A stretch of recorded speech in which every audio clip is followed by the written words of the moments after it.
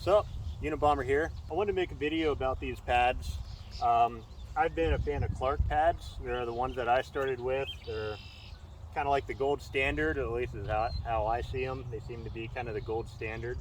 They hold up really well. I don't know if you can really see it up here, but I had gone down at about 27 miles an hour on asphalt, and that's all there is to show for it. So they're pretty durable. They seem to get a lot of good feedback, and I can understand why. They're way better than any of the stock pads. But as some of you may know, Chance Hines, he's a really gnarly rider, does a lot of downhill, single track kind of stuff. He's a guy that rides with Kai pads, and I've been wanting to check these out. So I bought a pair, and I wanted to show the differences between Clark pads and Kai pads, and I wanted to show the difference between the 3rd gen Clark pads versus the Xtremes, and what the difference between those are, because I didn't really know what they were until I got them, right? Other than the lights, pretty cool, right? So first off, I want to show what the main difference between Clark pads and Kai pads are, because these two pads are very similar in how they function and how they're designed. There's just some minor differences, but these are a lot different than these. Basically, you have the toe area here and the shin area. Nothing fancy going on, it's just very basic, but it's a nice mold, it's a nice shape, very durable.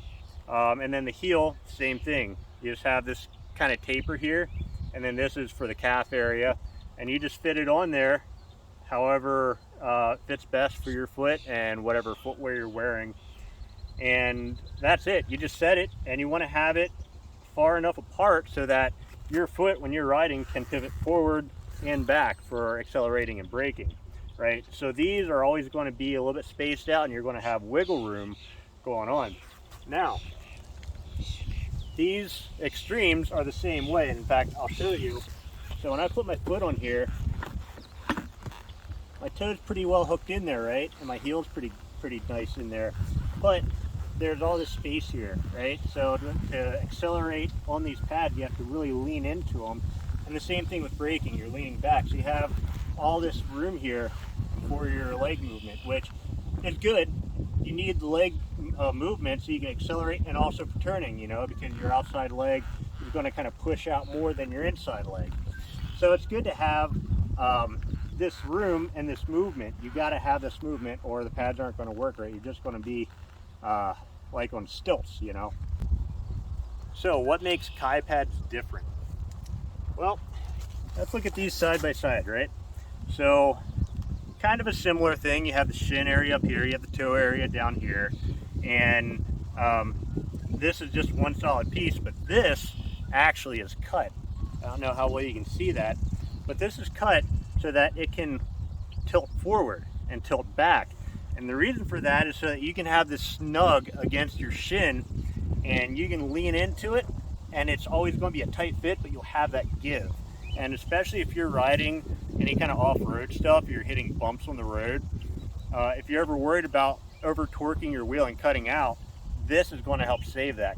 The other thing I like is how this is concave. You see that? And that helps lock your foot in more. These don't really have that. If you look at the profile, and that's just flat up here. It's not concave, so it's just like a flat edge, right? These have that concave, and I like that a lot. I actually rode this here with my Kai pads on the other side, and I can tell you it's a big difference between the Clarks and the Kais.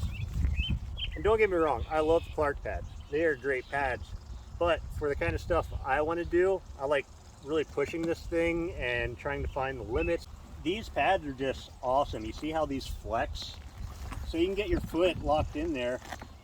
You see how much more snug that is? There's not nearly as much space, and I need to snug that up a little bit more, or maybe that one.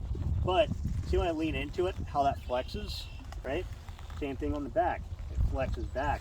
So this, you can get a lot more snug and still have that movement that you need, but you're always going to have feedback, because with the other pads, you don't have that feedback. It's just open space here, and it's like, oh, there's the pad, oh, there's the pad. You don't have anything in between there.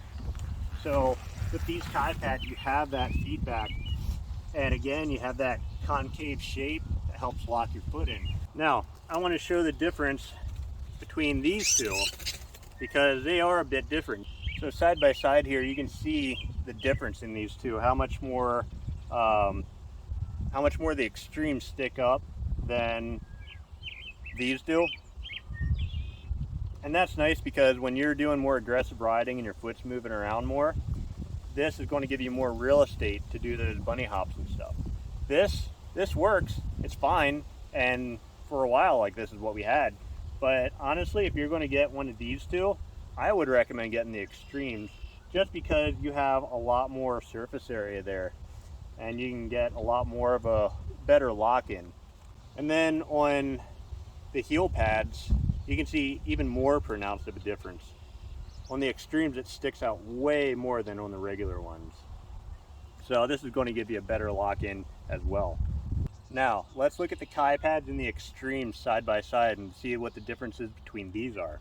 So if you look at them from the side here, you can see that the Xtremes taper off way more on the toe than these do. There's a lot more real estate for the toe here than are on the Xtremes, but over by where the curve is, they're probably about the same. They're very close.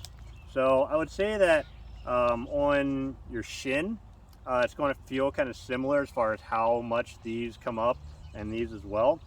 But then you look at them from this angle and you can see how much longer the Kai pads are than the Xtremes. So you're going to have a lot more contact with your shin up here, which since these can flex is a good thing. You're always getting feedback. Whereas with these, you know, I guess they kind of needed to make them this way because when you're leaning forward, you got to have that extra space up here for your knee to come forward, right? It's not an issue with these. So I'll say that I do like the design of these a lot.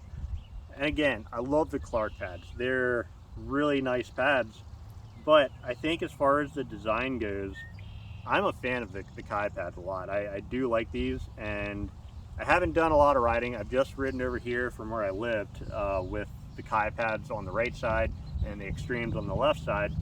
But in that little bit of ride, I loved how these felt. These felt better than stock for sure, but these felt better than these to me.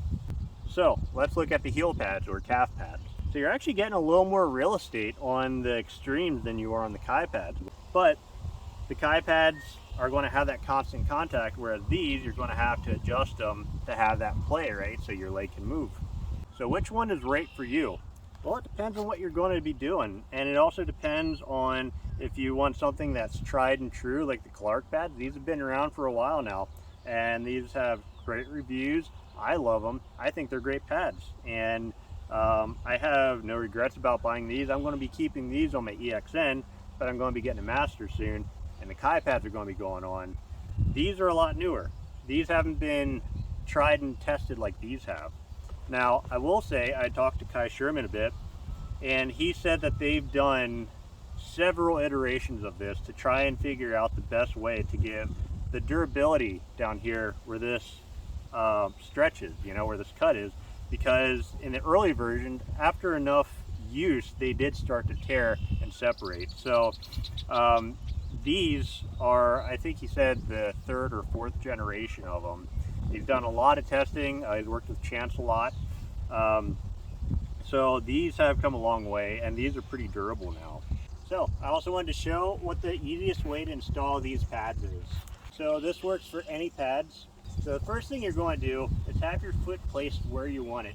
I have my foot a little bit more forward than I think a lot of people do, but this works for me. If I have it further back, I tend to get wobbled. So I like having my foot a bit more forward like this. Next thing you're going to do, take a piece of paper, stick it down here, covering all the soft Velcro. And then you're going to want to kind of position your leg as if you're riding, kind of a little bit forward, right? You want to take your pad and you're going to stick it snugly right up against your leg and your foot. Get a nice snug connection there, and then just slide the paper out, just like this. And now, that pad's exactly where I want it. And then you do the same thing for the back pad.